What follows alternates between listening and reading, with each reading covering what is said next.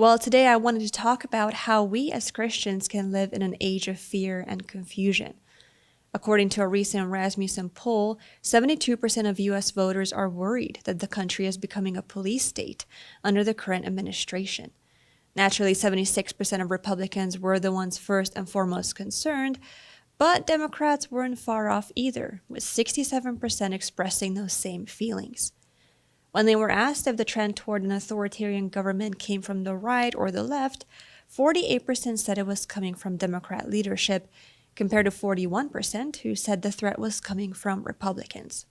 Are you aware that a lot of Americans are now afraid of being prosecuted by your department? Are you aware about that?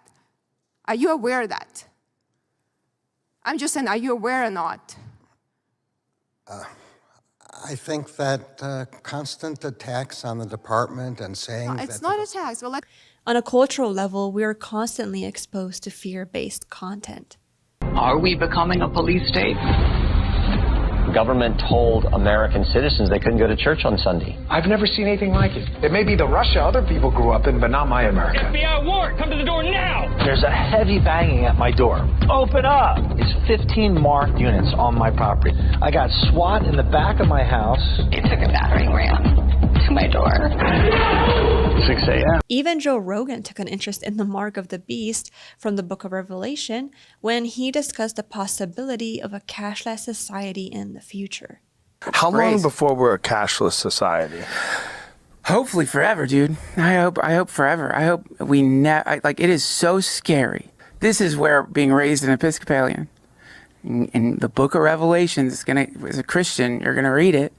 This is where I get scared because it's too similar to the mark of the beast. So, what is that in that term? How is that described? How is the mark of the beast described in the Bible? And here's where I'd like to take a step back and evaluate our perspectives on the current state of the world. I believe that as Christians, this is our time to speak the truth to ourselves and to a fearful world around us. Jesus said that there will be wars and rumors of wars before the end comes. He also said that in this world we will have trouble, but he has overcome the world. I think in these times it's important to understand what is and isn't under our control. And the only thing we can truly have control over is how we respond to the Lord. Ephesians tells us that God has prepared good works for us to do in advance.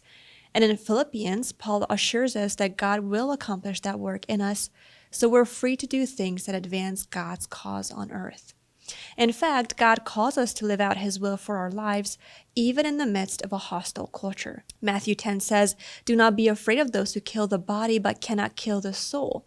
Rather, be afraid of the one who can destroy both soul and body in hell." As Christians, we know that whatever happens to us here on earth, our soul is safe with God. And we need to remember that spiritual safety trumps physical safety. Of course, this doesn't mean that we can't take any precautions.